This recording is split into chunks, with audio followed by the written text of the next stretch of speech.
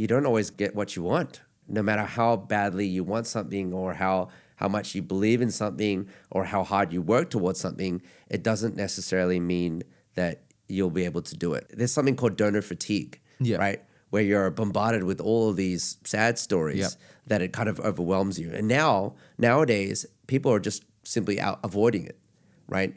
And so trying to overcome that is quite difficult. There's a lot of theory out there, launch your prototype as soon as possible.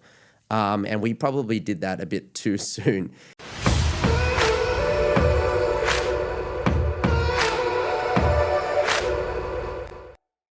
Hey everybody, welcome back to the Epic Podcast. Edric here, and thanks again for joining us. Now, in this episode, we've got 3Degrees app. Now, you're probably wondering what that is. Again, let me just bring you back to why we're doing this season of the podcast. And again, it's all about impact, okay? And we've brought in people that, of course, you've been listening, people who are making social impact, socially conscious businesses, people who are doing philanthropic work through their businesses. And now we have a social fundraising program, right? Or an app, a platform connecting NGOs and the socially conscious by sharing stories and causes important to both. So here we have today is Kelvin Tjia, the founder of 3Degrees. Kelvin, welcome to the podcast. Thank you for having me. And it's a pleasure to be here and speak more about 3Degrees. All right. So full caveat is that you're not 100% right now, but you're definitely giving it your 110. Yes, that's all I can give right now, yeah. No, I appreciate it, man. I mean, you just flew in yesterday and here you are in the studio. Really appreciate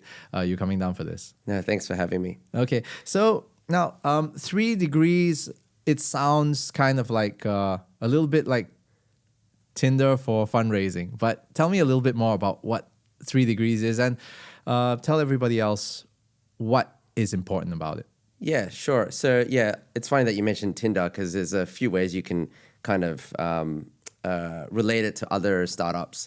Effectively, 3Degrees is a social impact platform where people can discover causes through short immersive videos and donate and support directly from the app. So we like to say it's like more like a TikTok for charities or NGOs.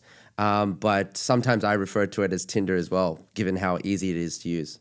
Yeah, so everybody needs to swipe right a little bit more, and make sure that they start giving. So it's that easy. What I love about the platform is that I've gone through it and I'm like, man, I had no idea that there were so many causes out there, and that's great. That's what we want, actually, So when we hear that from, as feedback from users, that's like mission accomplished for us, right? Because there are, thousands, if not millions of organizations out there doing incredible work that nobody knows about, right? And so part of our goal is to make it really accessible for everyone and to allow them a chance to understand more about these issues in these organizations. Right. And how are you moving all of that along? I gotta ask, like, this was a COVID-19 baby, as what you've mentioned in some of your previous interviews as well. How has that grown from the COVID-19 days till today? I mean, like, are we pushing, millions of dollars towards a certain region, or has there been a very notable cause that we can talk more about? I'll say that it's been, I'll be the first to admit it's been a difficult road, a lot more difficult than I had initially imagined. And yes, it was a COVID-19 baby. I think the idea was born in that period when we were all stuck at home and locked down, and it was a challenging time for many people. So we saw this as an opportunity to really get involved and to apply our skill sets and our knowledge to an industry that really needs the support. And that's where the idea came about. Since then, I think in 2021, we launched a prototype. 2022, we launched in the Singapore market, and we got a good response from the market there, which allowed us to secure some funding in 2023, and we've been building and reiterating ever since. What I like is also how to understand what the onboarding onboarding process is, because first things first, right? In order for people to get onto the platform, you have to be able to reach out to them. And I think that's always the most difficult thing to start with any new business platform or anything like that? What was your strategy? Just go like hit the ground and go, hey, come on, use our platform and get seen. Yeah, I mean, to be honest, like, there's a lot of theory out there where it's like kind of just launch your prototype as soon as possible. And we probably did that a bit too soon without probably without enough planning and preparation. But we still learned a lot from that experience. Now, the onboarding process, we're actually pre-launch. So despite all this time that's gone by developing and designing and obtaining feedback, I would still say we're pre-launch. Wow. We're hoping to now pre-launch sometime next year. Sorry, we're hoping to launch sometime next year. And this is kind of what we've learned over this journey, right? I like to tell people that there's a few miracles that a successful startup needs to overcome in order to be successful, right? So what I like to tell people is that the first miracle is identifying the problem and coming up with a good solution for it, right? That's actually quite a difficult task in itself. The second miracle, I would say, is to actually prove that the concept works. Can you and your team actually build a product around your idea, right? And that's actually something that I underestimated myself, right? There's no point you say, let's come up with a great idea, like a time machine, right? Great idea in theory, right? The second miracle is, can you actually build something that works, right? And so that's the part that I underestimated. And that's the part that you need to achieve before you move on to the subsequent miracles, right? Which I like to call miracle number 3 is get funding, and miracle number 4 is actually product market fit. Yeah, and then there's a whole bunch of other miracles past that, but I'll save that for another time, I guess. Man, I got to ask these questions because I love founder stories, right? So now the first and second miracle is really akin to what I've been struggling with, which is understanding, does your product work, and how do you now sit down with your team and you all keep each other in check and go, look, we have to be super objective about this, and we cannot let our so-called dreams and aspirations overtake what is real. Yeah, I mean, it's there's a lot of back and forth between the team, and I think that's natural. I think it's kind of simplifying it down to everyday kind of your user stories, right? So whatever you're designing and building has to relate to those user stories, which then relate to your business objectives, right? And once you kind of keep it within that framework, that will help guide the team as to what to do next and what to pursue from there. But what do you have for you? How do you keep yourself in check? Because I face that problem a lot. I'm like, man, this is a really good thing. I really want this to happen. I've got like, for example, services that I want more people to record their life stories, with me and a one-to-one interview and for themselves, right? And I've talked about this before as the audio memoirs, but I want more people to do it. And some people are saying that, look, there's this obstacle you're facing, there's that problem. Why won't you just realize that it's just not going to work right now? So like, are you talking about in terms of the services and features that you offer? How do you go like, okay, I got to keep myself in check. What do you have to kind of do in order for yourself to stay real? I think like I've learned and realized that the more that you try to do and solve, it actually makes your job harder, right? And once you, I'll elaborate on that, but once you realize that, you start to appreciate saying no more, right? And I think it was Steve Jobs that said, success is actually saying no 99% of the time, right? Because there's, and I think that's probably one of the biggest challenges a founder faces is deciding what's noise and what is, signal. You're confronted with so many ideas. I always tell people it's like kind of there's 1,000 doors and you don't know which one to take, right? And that's the job, I guess, of the leadership team is to determine which door and which direction to take. And that's the toughest thing, I think. Okay. Yeah, you got to tell me a little bit more about 99 or 90%. Or sorry, 99%, 99% saying no. Are you saying no to others or saying no to yourself more? Both, yeah, like, I mean, I think I'm quite good at generating ideas.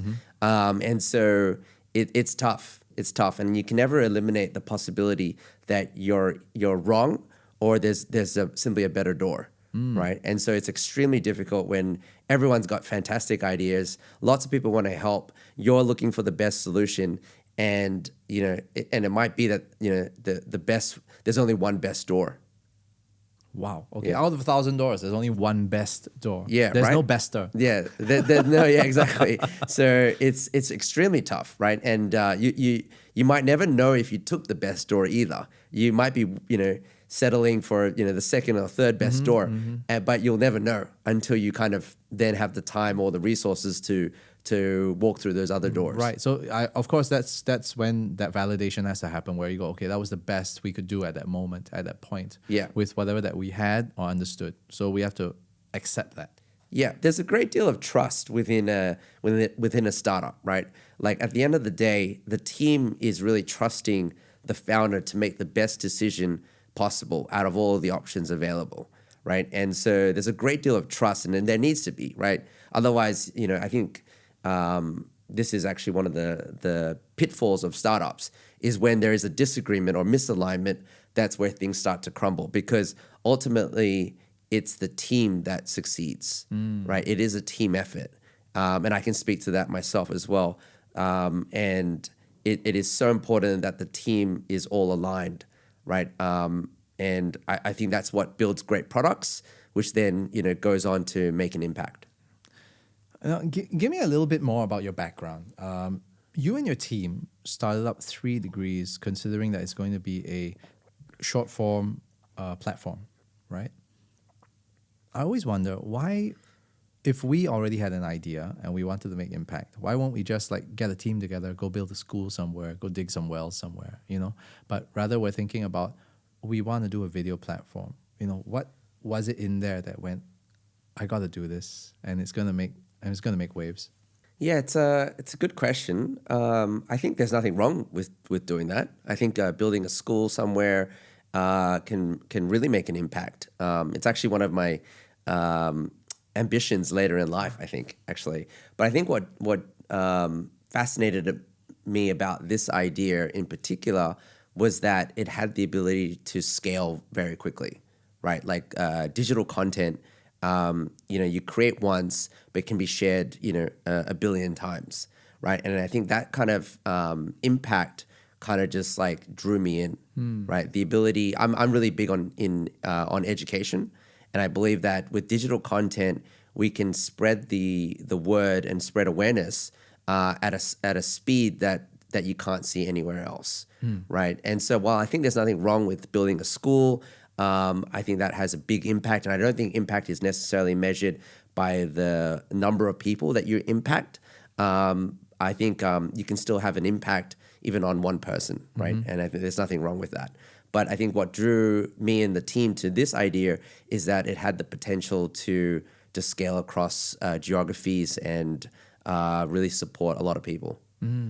Okay, so what about your own personal background? Were you in the content creation side of things? No, so I think I'm kind of one of those. How'd you get into this mess, basically? Yeah, I'm one of those complex people, I guess, that loves solving puzzles and loves challenges. When people say, it can't be done, it's impossible, that's kind of where, my ears prick up kind of thing. And I say, oh, well, hang on, that sounds like an interesting challenge to take on. And so the idea of building a global social impact platform that tells the stories of many meaningful organizations and then get people to support just seemed right up my alley, right? So I had to learn how to build a social network. On top of that, I needed to understand content creation. And I needed to understand more about the NGO market, philanthropy and so on, cross-border payments, and then in turn had to learn about counterterrorism financing, anti-money laundering policies, sanctions compliance, and all these kind of things. And so it is definitely the hardest thing I've ever tried to do, but and that's why I enjoy it. Oh, wow. Okay, so you're saying that you started from scratch. Yeah, it's not like I had some sort of, like 10 years of experience working in NGOs, right? Or I'm a large, from a large institutional donor, right? It's on the contrary. It was just, I guess I enjoy helping people. And I thought that this startup kind of ticked all of those boxes. Man, where did this all come from? I have to ask, because it's not like, you got a family office backing you or anything. You're just like, oh, I know zero about this and I'm going to dive head in. I mean, just to give some context to the listeners, you know how big of a mountain you have to go and climb just to learn, content creation is already tough. It's not like, oh, cameras are on, you're just like, oh, everything's okay. You learn everything from start to finish, from camera work, behind the camera, in front of camera, to the marketing and distribution of all of that, right? From the cutting floor all the way down to that. And you have still all the topics you got to learn, like what you said in the finance world, sanctioning, geopolitics to an extent. It's tough, man. So what in the world were you thinking? I mean, mind you, we haven't hit product market fit yet, which I believe is the hardest. But you've miracle. already pushed an MVP out, in your pre-launch, right? Or your pre-launch. Yeah, now you're in your pre-launch phase. We're getting there. And it's, but that's part of the fun, because that's an opportunity for me to learn and grow as well. So I don't actually see it as kind of overcoming challenges, but just like learning and developing myself, right? And I do have two other ventures that I have been part of, both of which I knew very little about too. So the first venture that I had launched was actually a bike sharing company in Hawaii, right? So did not grow up in Hawaii, did not understand the ins and outs of Hawaii. Never worked at a transport company before, and have you even ridden a bicycle?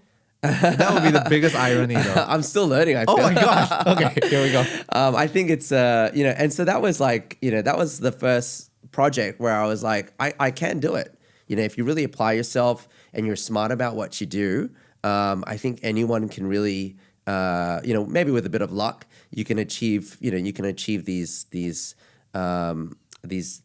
miracles, I would say, right? The second startup that I was involved in was launching a B2B online marketplace for petrochemicals in Indonesia. Right now, a little bit of an advantage there. We had, inside knowledge, domain knowledge. My family is also Indonesian too, so I knew a little bit about how Indonesia worked. But then again, we launched that successfully, and that's both those startups are still running. And in Hawaii, we were, I saw firsthand working with an NGO actually, Bike Share Hawaii at the time, about how we could transform an entire city with the work that we did there, working together with an NGO. The second startup, Tokoplas, we actually were able to transform an industry within Indonesia, right? And so now I'm starting to think, well, what if we could transform, something on a global scale, right? And that's kind of what brought me to 3 Degrees. Do you think that all these things are only going to come together eventually? I don't know if they'll come together like specifically, but I think like it's just a natural progression, right? Once you achieve something, you're just looking for the next big thing, right? And so that's just what happened to me. Wow. Okay. Man, I gotta ask how you're juggling time for that. Like so these other two ventures are still running, and you're still trying to push and learn of how we can launch 3 Degrees globally. Yeah, 3 Degrees has definitely been the hardest. I would say the Hawaii bike share project was actually the hardest before that for a number of reasons. It was transport, it was in the transport sector. So it was very political. It was, a lot of tourists were riding, right? And, tourists are very unforgiving, right? The residents as well, right? It's public transport, right? So you have to be there. It has to be working all the time. It has to be available. Customer service has to be on point, right? So that was very, very challenging. But in terms of like managing the time, oh, it's tough. Yeah, it's, you don't really have much of a life, So I think the last 3 World Cups, I've missed completely. That's 12 years. Yeah, correct. Oh my gosh. Oh my gosh. So you've been on the road 12 years, just constantly doing this stuff. Yeah, I mean, it's been my life for, and you get used to it, after after 12 years or so, then it becomes just the regular day, you wake up, you just start working, on average, probably, anywhere between 12 to 15 hours. Oh my goodness. Okay. I'm only 3 years in, so I don't know where I'm at and whether or not this is going to work, but we're going to try. I think it takes a particular type of person, right? Like it's not made for everyone. Like if you enjoy, having drinks, hanging out with friends, go to the bar, watching movies, exercising, playing sport, enjoying watching shows and so on, then perhaps a startup is not meant for you, right? I think if a startup is particularly for those that seek to do something more challenging, and but at the same time rewarding in its own way. Yeah. Were you ever a salaryman? What, sorry? A salaryman. I mean, did you ever do a 9 to 5 in the past? Oh, yes, I did. Yeah. I used to work at Ernst & Young in Singapore. Oh. Right. But we also work the same hours anyway. So. Yeah, well, okay, so it's nothing new in that case. Yes, it's just exactly. It's OPP then. Yes, exactly. No, not OPP, sorry, OPM. Yeah. So, other people's money, right? Yeah. Yeah, so then I got to ask you now, I mean, back to 3 Degrees, we're trying to connect more and more people. And again, this platform, it's not massive, but with the listenership and the kind of people that we talk to, we're always looking at creating partnerships as we go along, recommending and referring, right? Who are you trying to connect more in this stage of 3 Degrees? It's a good question. I think partnerships take many shapes and forms. I think at this stage or beginning next year, we'll be wanting to speak to more corporations that have an interest to work together, and whether it's through their CSR budgets or some other means. But we'd love to connect with them to see how we can support one another. Right? Okay. I think they all have their own mandates and preferences, which is fine. But would love to have just a dialogue with them. Wow. Okay. Yeah. And what are the forums that normally people go to and they just go, hey, actually, we can do these kinds of things together. We can be part of this, so on and so forth. Like, where do you normally go to do your networking? There's so many, avenues to take. There's in Singapore, I know there's the BNI network, Business Networking International, right. Which we were part of. And it's a great place to connect with other small, medium enterprise business owners. There's a lot of channels that you can take. You can take to online, to the social media networks out there. Anyone really is a gateway to speak to and connect with more people.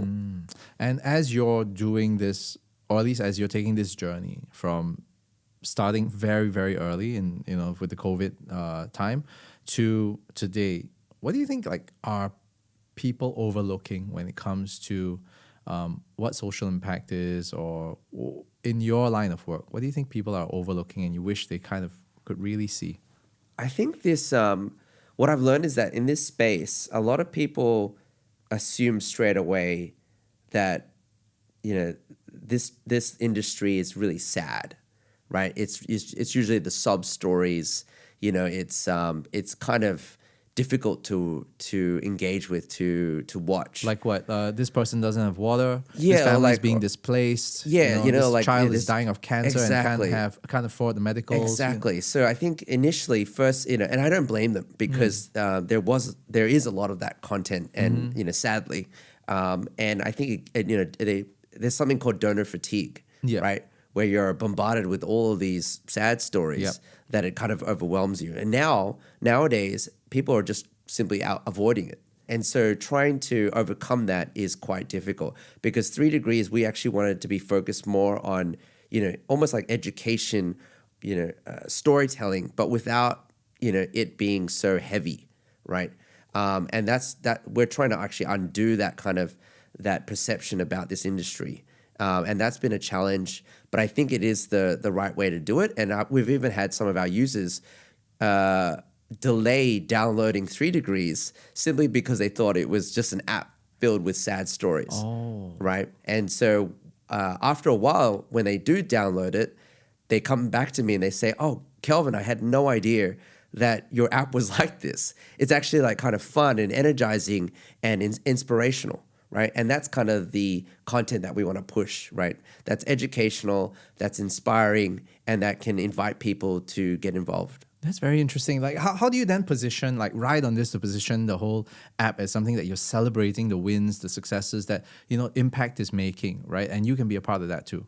Yeah, well, that's what we're trying to solve now, right? How best do we get that message out there, right? Because the app, I think it's more or less complete.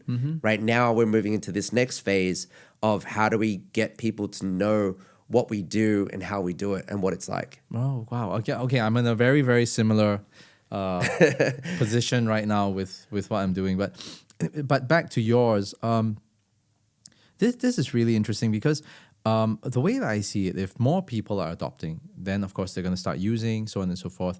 I've got a friend who does like reef education about the reef and reconstruction, of all that in Bali. Okay, so fantastic. Yeah, things like that are potential partnerships that you can go, okay, this is how we can use this content to push in that. But the question is also, I have to put on the black hat here, is how do you then also change public perception as, oh man, if this is going to be a social platform, there's going to be monetization, there's going to be ads, where is the money coming from and how is it going to be? There's always that accountability part and transparency. Yeah, I think I think there's no shame to be honest about what you're doing. And I have experienced it myself where a lot of people, they think, that it's this, super altruistic thing that you're doing and then you can't monetize it, right? But I think people need to understand that, it's just the way the world works, right? Everyone's got bills to pay. It needs to be more of a partnership, right? And that's what we kind of present ourselves as a 3 Degrees is really a technology and a media partner to our NGOs, right? We're an extension of their organization, right? And we do charge fees, right? And I think there's no harm in saying that. And I think the NGOs need to get in the habit of saying that they have bills to pay as well, right? Rather than like everything, it can't be that everything is for free because it just wouldn't work. Right? Yeah, which is very true. I mean, somebody's got to get paid somewhere, right? We got, like what you said, we got bills to pay. And I do understand that charities also, from one of the guests that we had previously he mentioned in Singapore, for every charity, they actually highlight the salary bracket of whatever level that they have. So that is very clear. Okay. For anybody who wants to join, this is your salary bracket. You can't run away from it. There are levels to it. And that brings transparency to the whole thing. It makes accounting much clearer as well. You mean the person in that charity organization? Like, say, for example, managers make this amount, like 4 to 6, or, chairpersons make like, I don't know, 8 to 10, something like that. Okay. And because those things are clear and really spelt out at the very beginning, there's no risk of having some debacle of, oh my God, this person he's been taking 13 months of bonuses in the year because they raised this amount of money and he's swallowing this amount, those kinds of issues. Yeah, I think like people need to understand that it takes more than, good intentions and big hearts to make an organization function and work, right? And the more we spread awareness for that, I think more people will be understanding of this issue. Yeah, charity has a cost. Yeah, let's put it that way. Absolutely. I think we should. It's the other way around. We should be rewarding those that are actually contributing to society in a very positive way, right? I think we should. That needs to be almost flipped, right? Why are not the people, cleaning the streets or the beaches or the oceans? Why are they not compensated very well, right? I think that they should be rewarded. Same with a lot of other professions too.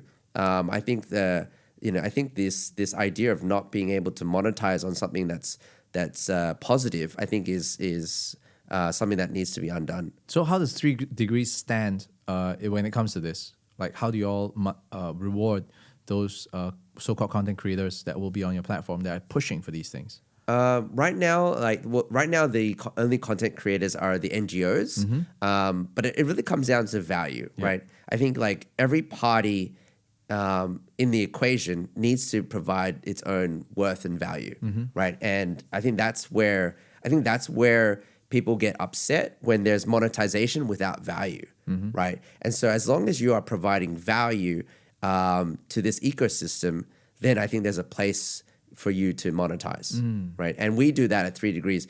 We not only do we design and develop and maintain the app, but we also help our NGOs with content creation itself. If they don't have the skills, resources, or bandwidth to do that, we actually offer that free of charge. Okay. And we also help them to promote their activities, and we also help them to institutionalize them a bit to see how they can improve as an NGO. Okay. Right? And that's on the NGO side. On the user side, we offer an easy-to-use platform that is, takes advantage of the latest trends in social media and mobile apps and so on, through, and provide them with more transparency and more trust, right? So that's what we offer the users. Yeah. Okay.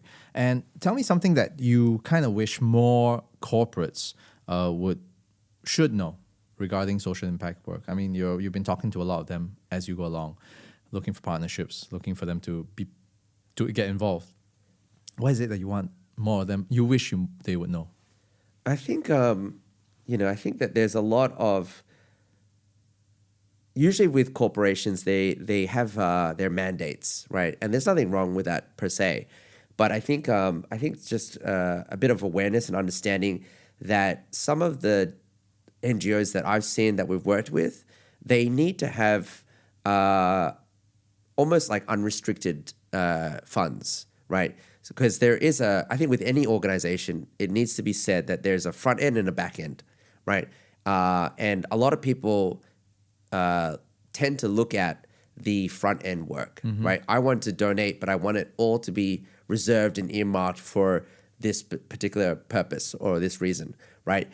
And they kind of forget that there's also the back end, right? And the front end can't live without the back end, right? You need the administration, you need the sales and marketing, you need and so on, right? So a lot of these corporations out there, I think they kind of, they should be reminded that there's, like their organization, there's a front end and a back end. And from what I hear from the NGO partners that I speak with is that they need more funds on the back end side, right? So now it's a tricky topic because there's maybe there's the risk of mishandling funds and so on, right? But I think from what I've seen, they're doing the best that they can, right?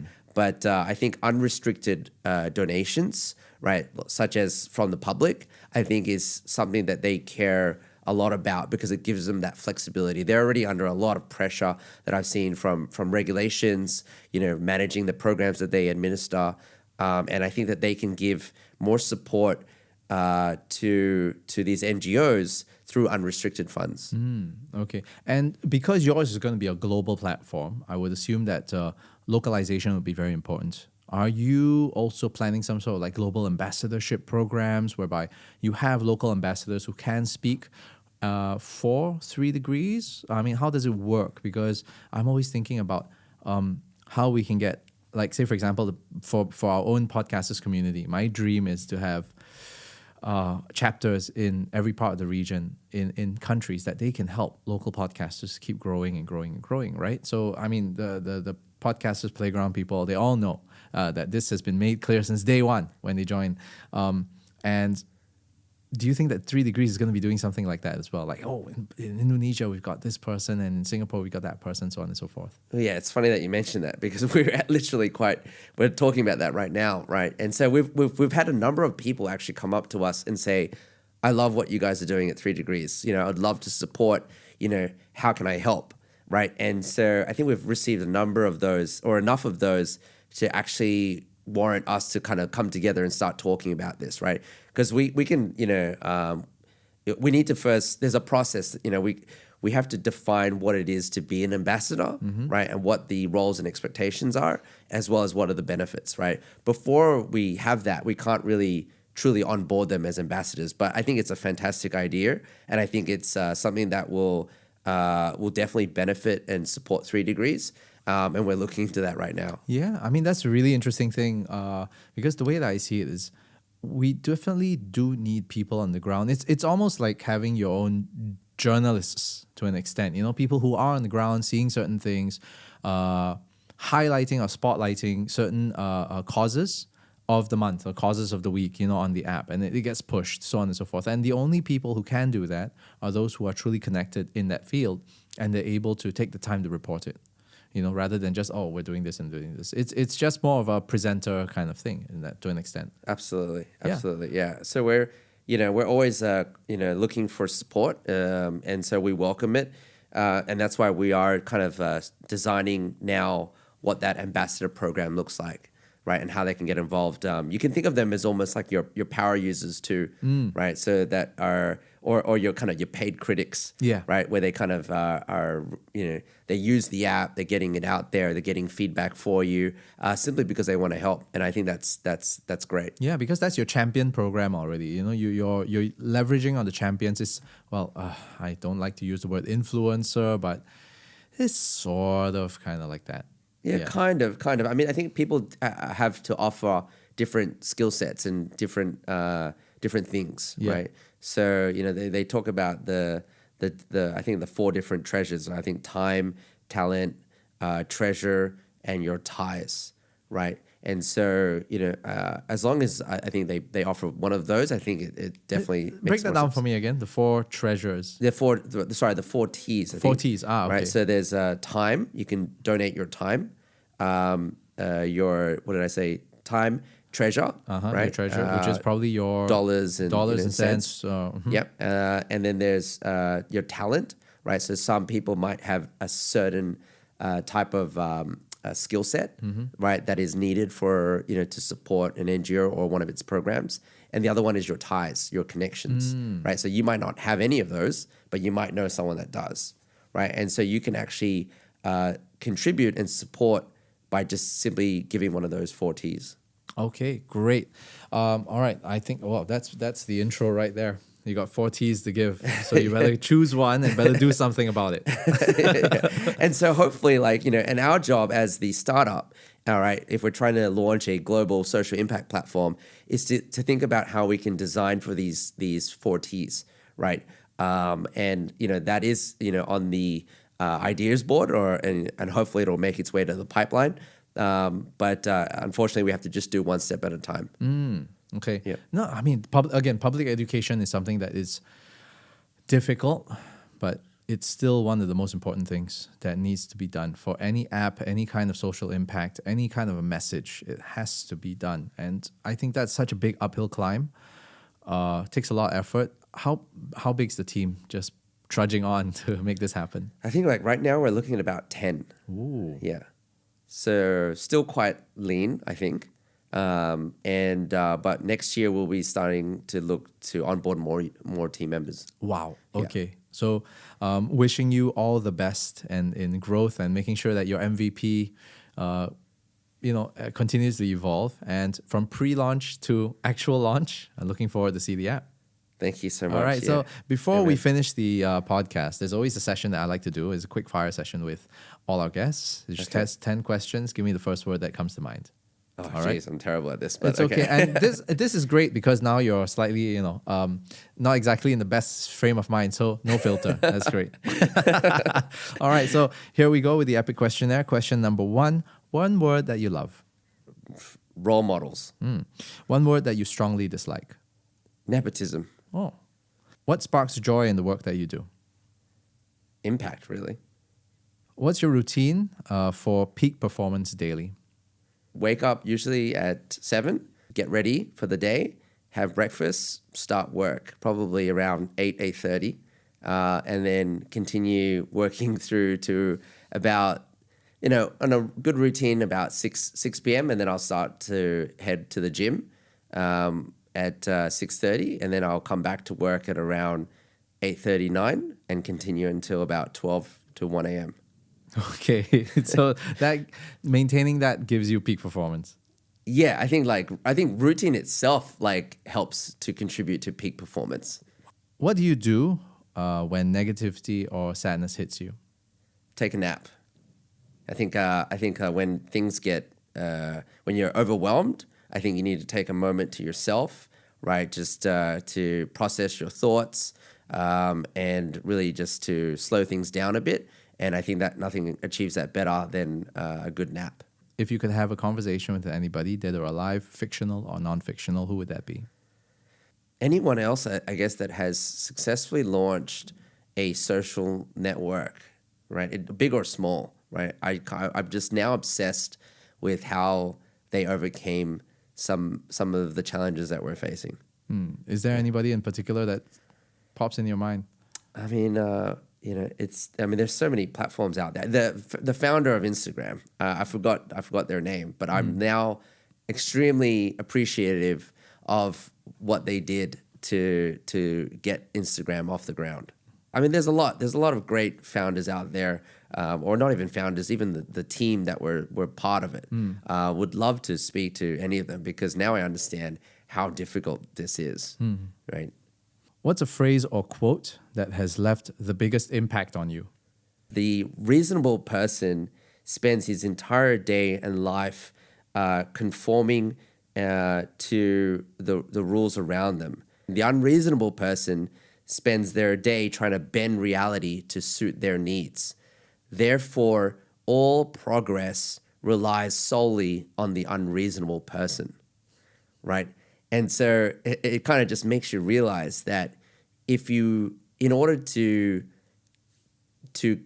create, to create innovation, to do something different, you need to first be able to, I guess, in this context, be unreasonable, right? You have to think outside of the box, right? If your life is based on, living your life the way others view it or see it, then you'll never be able to make a difference.